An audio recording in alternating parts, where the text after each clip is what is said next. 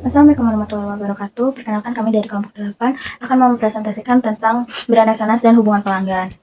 Apa itu brand resonans? Brand resonans itu adalah hubungan yang paling dalam antara konsumen dan brand. Jadi bukan cuma beli aja, tapi juga harus merasa terikat dan loyal.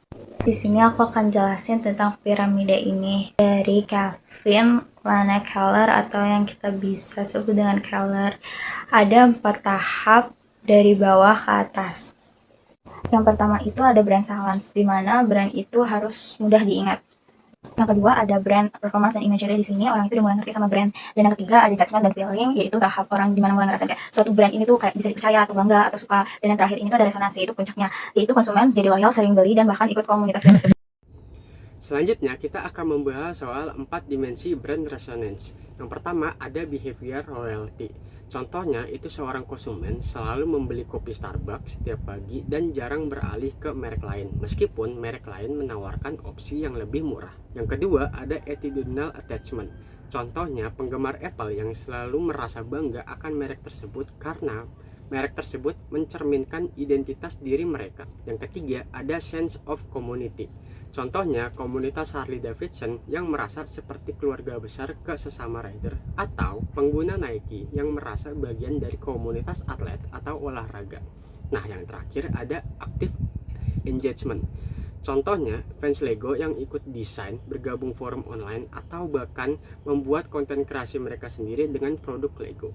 There's the fun fact that aku dan mamaku pakai brand yang sama, yaitu Oppo, sebagai handphone kami. Bahkan sekarang aku punya 2 handphone Oppo. Ini bukan sombong, tapi adalah salah satu bentuk dari brand attachment, yaitu saat konsumen punya keterikatan emosional yang sangat kuat terhadap sebuah merek, sampai merek itu terasa jadi bagian dari diri mereka. Nah, ada self-expression theory yang menjelaskan bahwa seseorang bisa mengekspresikan identitas dan nilai dirinya melalui merek yang mereka gunakan. Dan secara psikologis, keterikatan ini terbentuk dari rasa terhubung dan rasa nyaman terhadap sebuah merek, dan juga dipengaruhi oleh pengalaman, memori emosional, dan interaksi digital yang bisa memperkuat hubungan antara brand itu dengan konsumen mereka. Contohnya adalah aku dan mamaku tadi. Jadi kami awalnya merasa cocok dengan fungsi dari brand Oppo ini, tapi lama-lama kami merasa nyaman, dan bahkan aku sering bilang aku cinta banget sama Oppo. Setiap kali pelanggan mendapatkan pengalaman positif dari merek, baik melalui kinerja produk yang memuaskan atau layanan pelanggan yang ramah, atau akan mencatatnya sebagai pengalaman yang menyenangkan dan ingin diulang. Hal itu disebut dengan reward system. Sedangkan sensory branding adalah penggunaan elemen sensorik yang konsisten, seperti aroma khas toko, suara jingle yang unik, atau tekstur kemasan yang spesifik. Hal tersebut dapat memicu area amigdala yang berkaitan dengan memori emosional. Neuropemasaran mengajarkan bahwa emosi adalah pendukung utama keputusan manusia, dan logika seringkali digunakan hanya untuk membenarkan keputusan emosional yang sudah diambil sebelumnya. Sekarang aku lagi pakai salah satu produk dari Wardah Cosmetics, yaitu Color Fit Perfect Glow Cushion. Siapa sih yang nggak pernah tahu soal brand ini? Nah, fun fact, Wardah itu tuh berhasil membangun brand resonance mereka bukan cuma lewat iklan, tapi karena nilai halusnya yang menyatu dengan identitas muslimah Indonesia. Nah, hal ini itu juga mencerminkan 4 dimensi resonansi. Yang pertama adalah loyalitas, kedua ada ketertarikan emosional, dan juga rasa kebersamaan. Dan yang terakhir ada keterlibatan aktif dari sesama pengguna. Halo? Ada kalian. Aduh, sorry ya.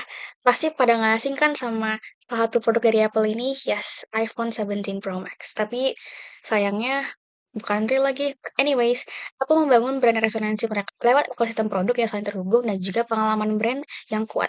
Nah, hasilnya banyak pengguna tetap setia dan bahkan menjadi promotor sukarela. Hal ini tuh menunjukkan bahwa resonansi lahir dari kombinasi kepuasan fungsional dan juga ikatan emosional.